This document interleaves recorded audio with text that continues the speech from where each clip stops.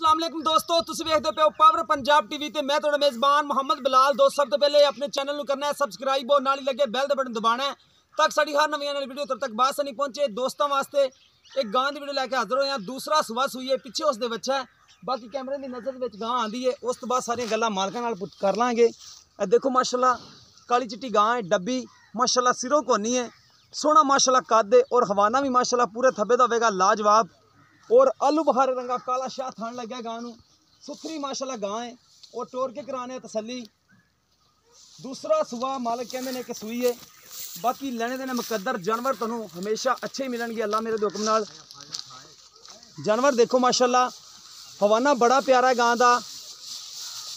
गां दुध वाली गां है, पिछे इसके काला डब्बा ही बच्चा है। कैमरे की नज़र च हर एक चीज़ की तसल्ली करवा देने आ।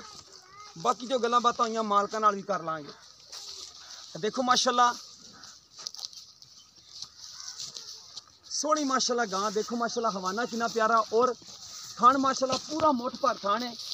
गिट की वंड है, देखो माशाल्लाह पूरी गिट की वंड पई है और घरेलू गावां ने सॉरी गां है, कोई व्यापारी नहीं दे। घरेलू खड़े हैं, बाहर डेरे ते खड़े हैं, असीं व्यापारी नहीं दे, घरेलू उन्होंने लोड़ है तां करके बेचते पे ने। गां ना रखी हुई सी, वो कहते हैं कि सानू लोड़ है, असी गां बेचनी है। ए देखो माशाल्लाह सोहना माशाल्लाह हवाना गां दा और थोड़ा थान लग्या है, वंड चंगी है।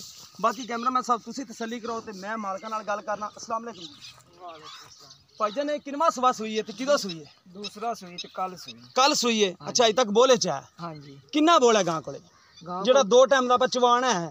गां को दोवां टाइमां दा 14 लीटर बोला चवावांगे। अच्छा 14 लीटर 7 किलो टाइम दा चवाओगे बच्चन छड़ के? हाँ जी। ठीक हो गया। गंड कोई गंड मरोड़ी थान दे विच कोई नाड़ गारंटी होगी? गारंटी होएगी। बिल्कुल ठीक हो गया जी। अच्छा इहदे प्यार मुहब्बत वाले जेड़े आपां पैसे लेने ने किन्ने ने? 2,80,000। 2,80,000 कोई मुहब्बत प्यार जो कोई भरा लैन आएगा ਉਹਦੇ ਨਾਲ थोड़ा कर लोगे? अच्छा पिछले सुबह गां कितना दुध कर दी थोड़ी कर दी है ना? हाँ जी।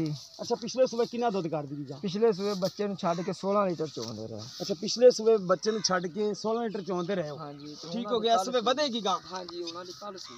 ठीक हो गया जी। और इनू पा की रहे हो? कोई खल वंडा पा रहे हो या नहीं? नहीं पट्ठे पा रहे हैं तो कोई शेर अद्धा बंदा पा रहे हैं। ठीक हो गया, वंडा पा रहे हो तो शेर को। हाँ जी। ठीक हो गया। नाले कहते ताजे सुइयां नहीं पाईदा?